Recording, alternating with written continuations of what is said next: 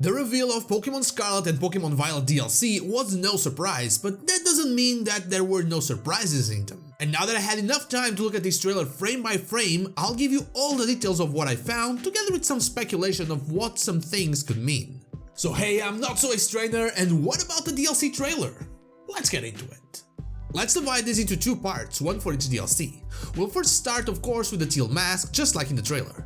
First, let's look at the information we already know from the website. The teal mask will take you to the village of Kitakame. According to the website, this means we are stepping out of the Paldea region, which places Kitakame in another unknown region.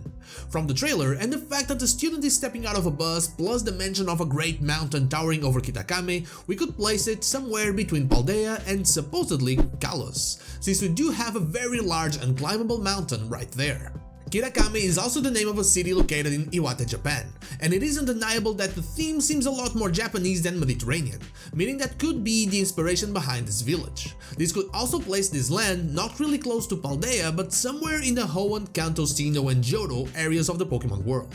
The next shot in the trailer shows us a Chimco Chime, which paired with the image of the returning Pokemon containing just Chingling and not its evolution, heavily implies the existence of a regional Chimco or a new regional evolution.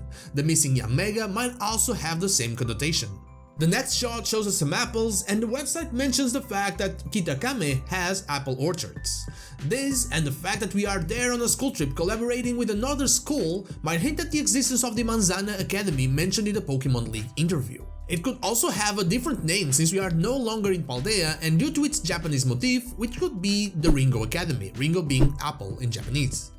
The next shot shows us a poster for a festival that is occurring in Kitakame when we visit it. That pattern is also present in the Jinbei that we're wearing on the DLC's art, and now that we know what to look for, it was also present in Medali in the Treasure Eatery.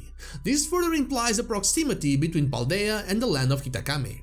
This festival seems inspired on the Kitakami Michinoko traditional dance festival and the Kitakami Oni house, both related to Oni, Japanese evil spirits. In the Pokemon world, it seems to be somehow related to the heroes of Kitakami, seen in the next shot as statues and known as Munkidori, Okidogi, and Fezandipiti. They are said to have protected the land of Kitakami in the past. In this shot, we can see the Pikachu and Eevee mask, and then we have four different masks. The green one is connected to Okidogi, the pink one to Fezandipiti, and the blue one to Munkidori. The fourth one seems more evil-like and is connected to the face of the DLC, Ogerpon.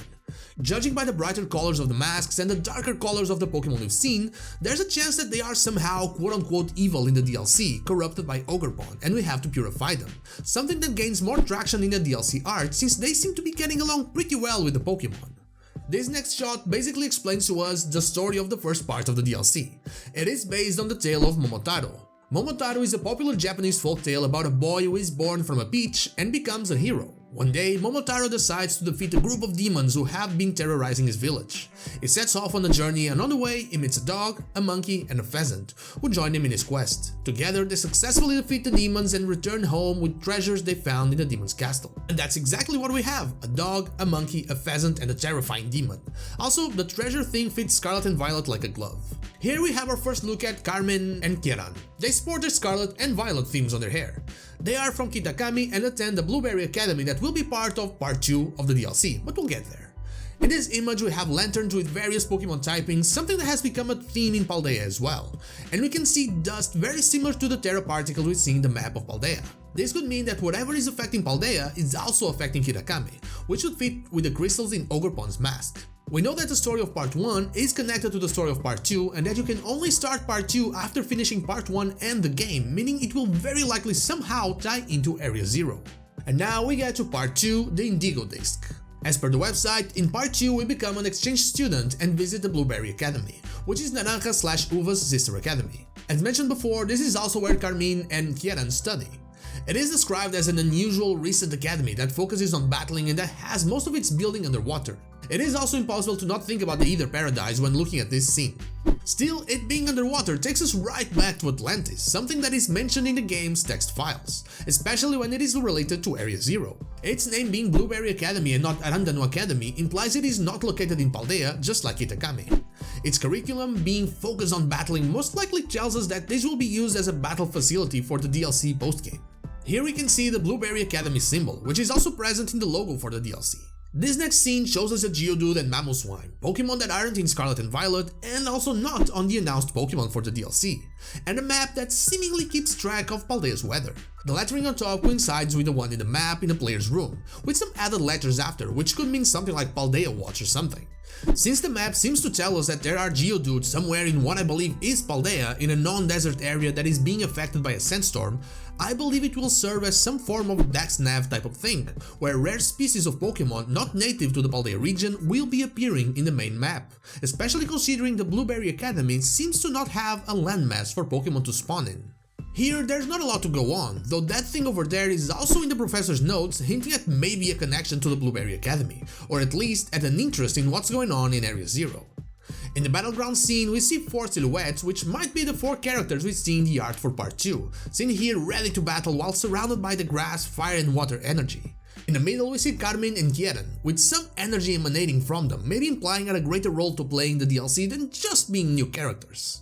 Zooming in, we can see what is likely the blueprint of the Blueberry Academy, given the shape, and to the side we see some Pokemon typings, likely related to the showdown that's going on in the image. And if we assume that fire is relating to Scalarage, and fighting could be related to Quackaball since it is its secondary typing, it would mean that one of the opposing characters has a Fairy-type Pokemon, but then again, it could simply be referring to Terra types.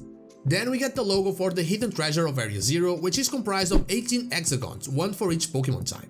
As mentioned previously, one of the corner symbols is the Blueberry Academy symbol, and another one seems to have a variation on the terrestrial symbol with a heart. Still, just like in the Scarlet and Violet symbols, it is likely we don't have enough information to decipher them yet. In the letter O in Zero, you can see stars with the same colors of the provinces of Paldea.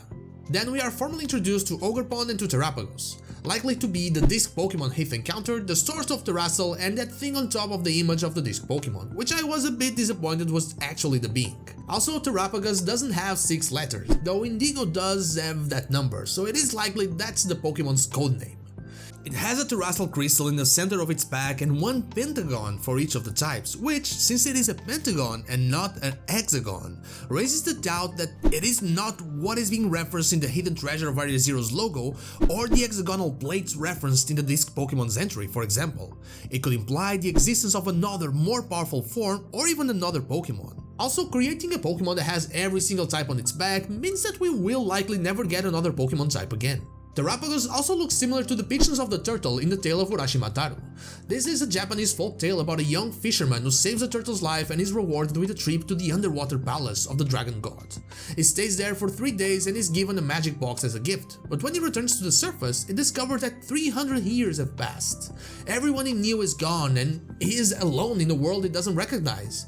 He opens the magic box and is instantly transformed into an old man. The box contained all the years he spent in the underwater palace, and now he must spend the rest of his life alone, longing for the past. The old man that saved Terapagos' life, learned about its secrets and then spent a lifetime in a world where time didn't pass, likely some form of mental plane, you can check this video for more information, could easily be Heath, someone I'm pretty sure we'll meet in the Pokémon Scarlet and Pokémon Violet DLC. And finally, as one last point, the missing Meowstic on the returning Pokemon shot might imply a new regional form or evolution, just like in Yanma and Chingling's case.